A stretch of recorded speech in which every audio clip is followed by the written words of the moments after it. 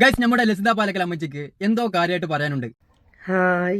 വെറുതെ വീഡിയോ വലിച്ചു നിട്ടുന്നില്ല. Okay, hi, എന്താ പറഞ്ഞോ? ആരെങ്കിലും ഓൺലൈനിലുണ്ടോ? ഇക്കാനെ സ്നേഹിക്കുന്ന ആൾക്കാർ ആരെങ്കിലും ഓൺലൈനിലുണ്ടോ? ഇക്കാനെ സ്നേഹിക്കുന്ന ആളുകളെ വെറുതെ ഓൺലൈനിൽ വിളിച്ചു വരുത്തേണ്ടെന്നാണ് എന്റെ അഭിപ്രായം. കാരണം നിങ്ങളുടെ സംസാരം കേട്ട് കഴിഞ്ഞാൽ അവർ കമന്റ് ബോക്സിൽ പൊങ്കാലയിടും. അതായത് മമ്മൂട്ടി എന്ന വലിയൊരു നടൻ തന്നെയാണ്. പക്ഷെ അയാളെ ഉള്ളിലെ വർഗീയത.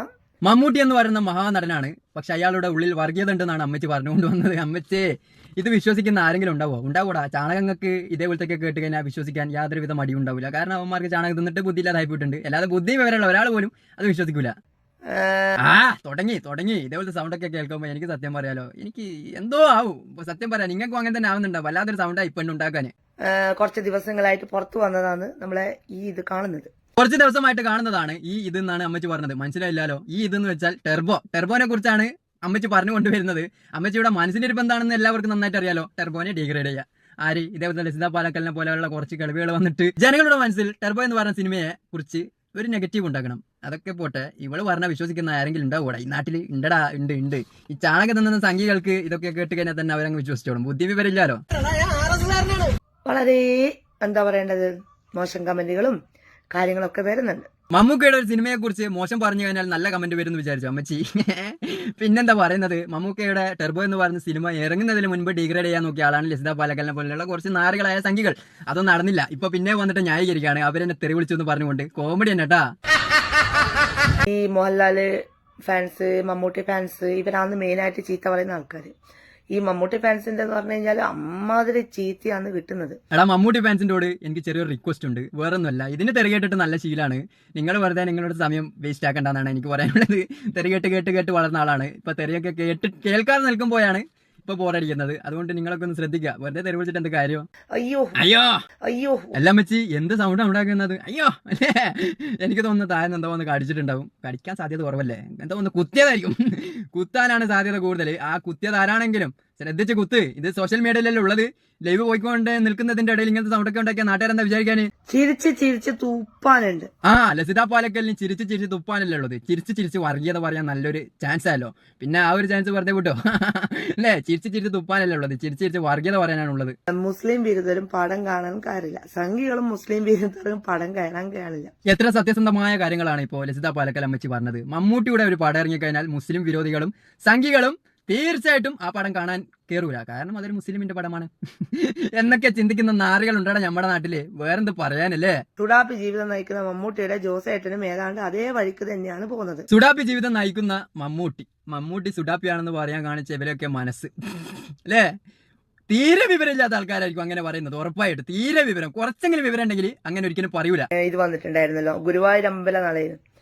അടിപൊളി സിനിമ. ഇങ്ങനെയല്ല ആയിരിക്കണം സിനിമ എന്നല്ല. ഗുരുവായൂർ അമ്പല നടയിൽ എന്ന് പറഞ്ഞ പടം അടിപൊളി പടമാണെന്നാണ് പറഞ്ഞുകൊണ്ടുവരുന്നത്. അതേതാ പടം? അതാരാ അഭിനയിച്ചത്? അങ്ങനെ ഒരു പടത്തെ പറ്റി ഞങ്ങൾ അറിഞ്ഞിട്ട് പോലും ഇല്ലാലോ. എന്താ പറയുന്ന അമ്മച്ചി? നിങ്ങൾക്ക് ഇഷ്ടപ്പെടുന്ന പടം ഞങ്ങൾക്ക് ഇഷ്ടപ്പെടണമെന്നുണ്ടോ? ഓരോരുത്തരുടെ ടേസ്റ്റ് വ്യത്യാസമായിരിക്കും. അതൊന്നും മനസ്സിലാക്ക് മുത്തച്ചി.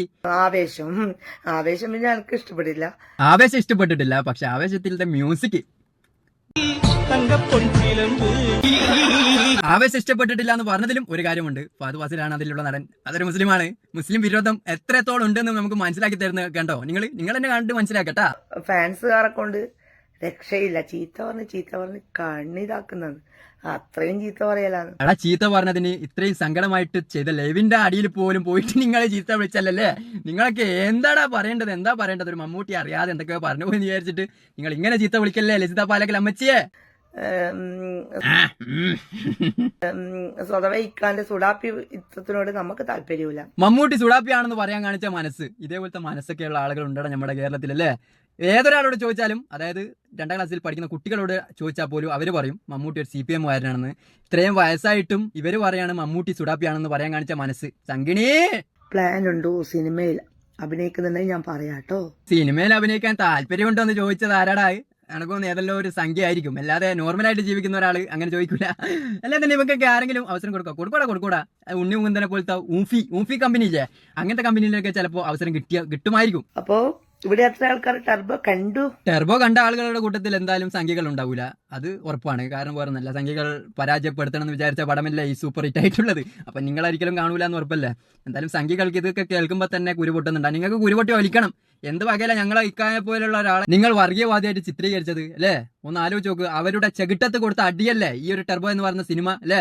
സംഖ്യകൾക്ക് ഒന്നും തിരിയുന്നില്ലാടാ. സത്യമായിട്ടാ പറഞ്ഞത്. ഇതിന്റെ അടിയിലൊക്കെ വന്ന് നോക്കിയാൽ നിങ്ങൾക്ക് മനസ്സിലാവും. സത്യസന്ധമായിട്ടാണ് പറഞ്ഞത്. നല്ല അടിപൊളി കമന്റ് ഉണ്ടാവും സംഖ്യകളെ. മമ്മൂക്കാന്റെ ഏജ് എന്താ അറിയാണ്ട് 80 വയസ്സാവാൻ പോകുന്നു. 80 ആയിട്ടില്ല, 72 വയസ്സായിട്ടുണ്ട്. ആ 72 വയസ്സായിട്ടുള്ള ഒരാളെയാണ് നിങ്ങളെ പരിവാരങ്ങള് വർഗീയവാദിയായിട്ട് ചിത്രീകരിക്കാൻ വേണ്ടി ശ്രമിച്ചത്. അതൊക്കെ പൊളിഞ്ഞ് പപ്പടം പോലെ ആയി പോയിട്ടുണ്ട്. അത് വിശ്വസിച്ചത് മൊത്തം മണ്ടന്മാരായിരിക്കും. അത് വേറെ കാര്യം. നല്ലൊരു മഹാൻ നടൻ തന്നെയായിരിക്കും. പക്ഷേങ്കിൽ ഇപ്പോഴത്തെ ഈ ചെറിയ ലോക്കൽസ് പിള്ളമാർ തന്നെ നേടുന്ന ഒരു പൈസ പോലും ഇവരൊന്നും നേടൂല.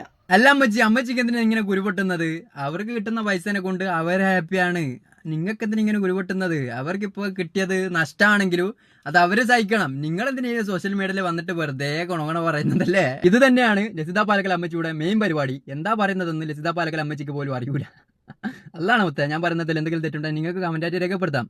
സംഖ്യകൾ എവിടെ എതിർക്കുന്നോ അത് നിങ്ങൾക്ക് സൂപ്പർ സിനിമയായിട്ട് മാറും. നിങ്ങൾ തന്നെ വേണ്ടിക്ക് കാശ് ഇറക്കിയിട്ട് അങ്ങോട്ട് കൊടുക്കും മമ്മൂക്കക്ക്. അത് സത്യം തന്നെയാണ്. സംഖ്യകൾ ആരെങ്കിലും വിമർശിച്ചു കഴിഞ്ഞാൽ അവരെ സപ്പോർട്ട് ചെയ്യാൻ വേണ്ടിയിട്ട് കുറെ ആൾക്കാരുണ്ടാവും. അതിന്റെ ഏറ്റവും വലിയ ഉദാഹരണമാണ് ഞാൻ മാത്രമല്ല, മമ്മൂക്ക, ഷാറൂഖ് ഖാൻ, ഇപ്പനുണ്ട് ഷൈനെതിരെ പോലും സംഖ്യകൾ തിരിഞ്ഞിട്ടുണ്ട്. അവർക്ക് നല്ല സപ്പോർട്ട് കിട്ടുന്നുള്ള കാര്യം ഉറപ്പാണ്. അപ്പൊ വേറൊന്നുമില്ല, ലസിത പാലക്കലിനെ പോലുള്ള മണ്ടികളൊക്കെ പറയുന്ന റിവ്യൂ കാണാതെ യൂട്യൂബിലൊക്കെ കയറി ഒന്ന് നോക്ക്. എന്താ അഭിപ്രായം എന്നൊക്കെ നോക്ക്. മണ്ടന്മാരായ സംഖ്യകളെ പോയിട്ട് കാണും. നല്ല പടം മിസ് ചെയ്യണ്ട. നിങ്ങൾ കണ്ടിട്ടില്ലെങ്കിലും ഞങ്ങൾക്ക് ഒരു തേങ്ങയില്ല. അപ്പൊ ഇതിൽ നല്ല വീഡിയോ നമുക്ക് വീണ്ടും കാണാം. ഫോളോ ചെയ്യ. ബൈ.